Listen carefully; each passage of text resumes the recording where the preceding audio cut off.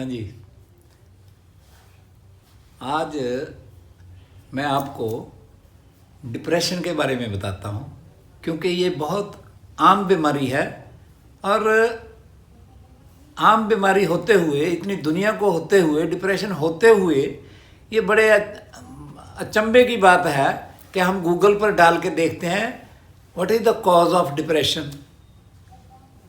वो बोलते हैं the cause is not known. अगर उसका कॉज ही पता नहीं है तो जो इसकी इलाज कर रहे हैं वो क्या क्या किस चीज़ का इलाज कर रहे हैं, इसलिए वो ठीक नहीं होता।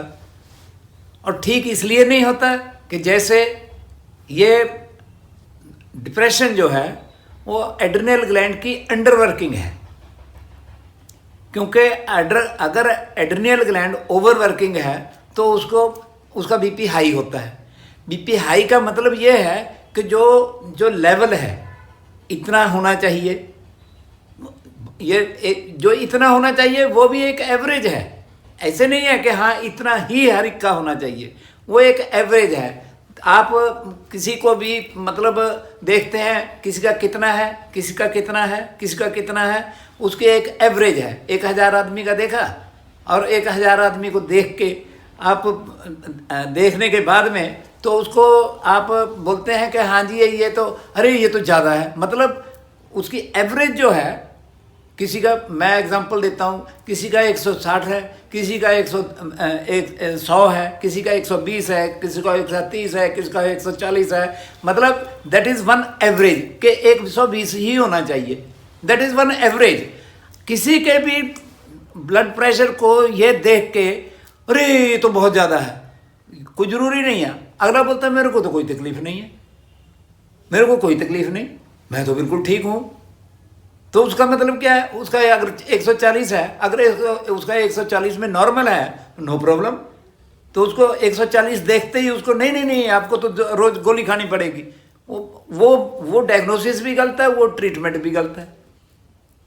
ये तो हुई बीपी हाई की बात। तो बीपी हाई का मतलब है जो लेवल है, लेवल से ऊपर ऊपर। अगर किसी का बीपी हाई है तो उस लेवल से ऊपर ऊपर रहता है, नीचे नहीं आता, वो तो है बीपी हाई।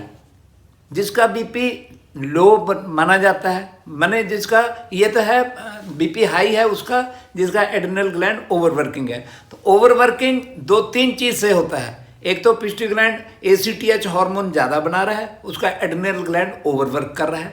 एक तो इधर due to pituitary gland ACTH, दूसरा उसकी स्पाइन से अगर T8 उसका बाहर निकला हुआ है, मतलब उसका सिंपैथेटिक नर्वस सिस्टम इफेक्टेड है, तो उसका एड्रिनल ग्लैंड ओवरवर्किंग करेगा। ओवरवर्किंग करेगा। अगर T8 जो है स्पाइन से अगर वो किसी कारण अंदर चले गई तो उसका जो एड्रिनल ग्लैंड है वो अंडर वर्किंग हो जाएगा। तो अंडर वर्किंग वाले को ही अगर अपर बीपी लो हो गया तो वो कावर्ड हो जाएगा, कावर्ड है। अगर उसका बीपी हाई है तो एकदम बकअप रहेगा, जैसे कोई नशा करने से, शराब पीने से वो उसका बीपी हाई होता है, एड्रिनल ग्लैंड ओवरवर्किंग होता है। ओवरवर्किंग कैसे होता है, उसका क्या होता है? एड्रिनल ग्लैंड जो है वो एड्रेनालिन बनाता है।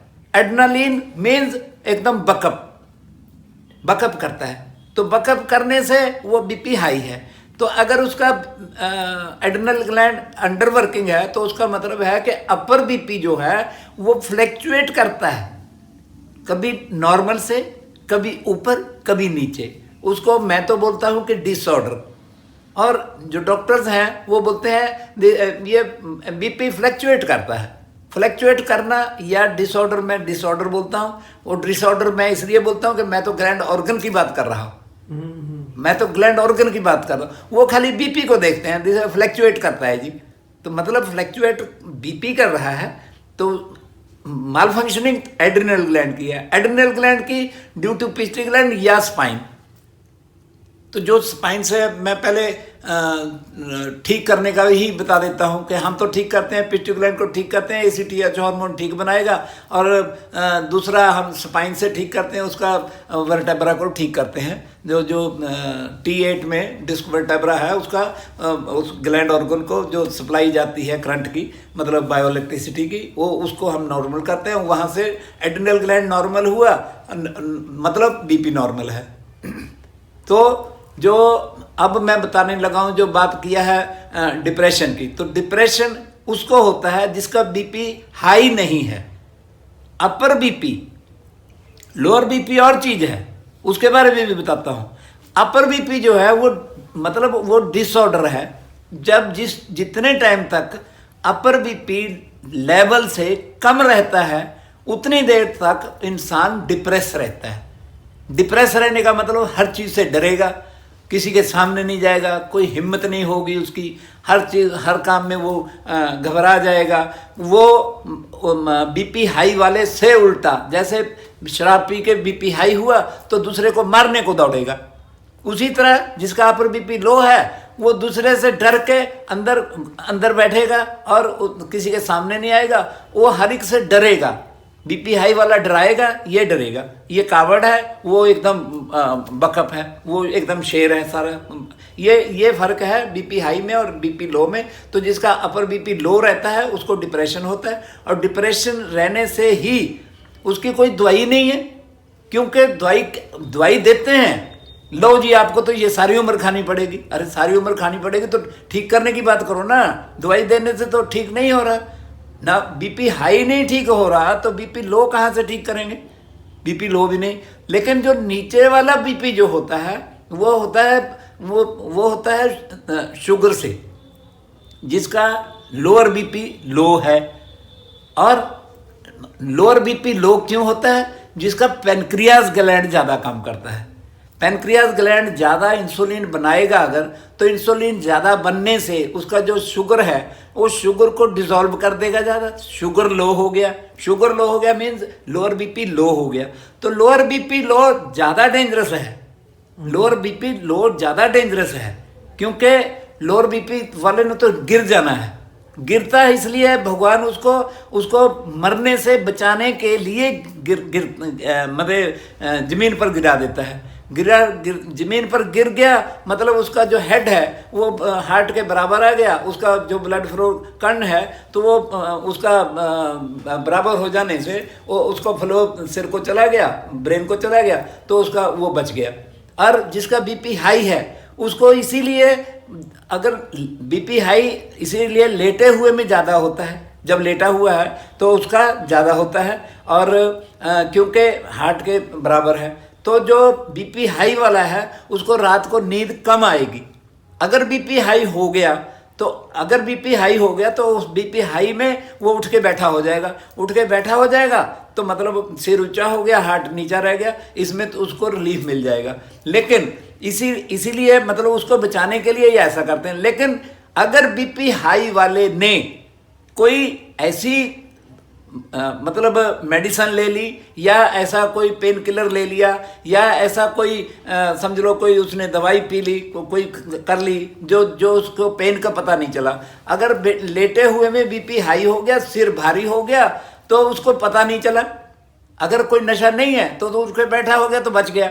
लेकिन BP हाई वाला ही अगर लेटे हुए रह गया, जैसे शराब पिया, BP हाई हो गया रात को, उसको तो पता नहीं चला। इसलिए BP हाई वाले को, लेटे हुए को, ज़्यादातर 99% लेटे हुए को ब्रेन हेमरेज होती है।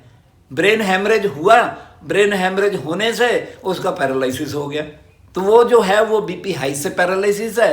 जो पैरालिसिस धीरे धीरे होता है वो ब्रेन ट्यूमर बनने से होता है, वो BP हाई से नहीं होता। उनका BP देखो तो ठीक है, उसको बोलो कि जिसको भी पैरालिसिस हुआ उसको पूछो कि आप पहले से आप BP हाई की दवाई खा रहे थे, हाँ जी बीपी हाई की तो दवाई खा रहे थे, बीपी हाई की दवाई खाने पर भी या कम खाने पर या कुछ उसका और उसने कोई गर्म चीज़ें ज़्यादा खा ली, उसका बीपी हाई हो गया तो उसका पैरालिसिस हो गया, वो है ब्रेन हैमरेज होने से। और जिसका धीरे धीरे हो रहा है उसका पैरालिसिस, उसका मतलब है वो उसका ब्रेन ट्यूमर होके, उसका ब्रेन ट्यूमर होने से उसको पैरालिसिस हुआ।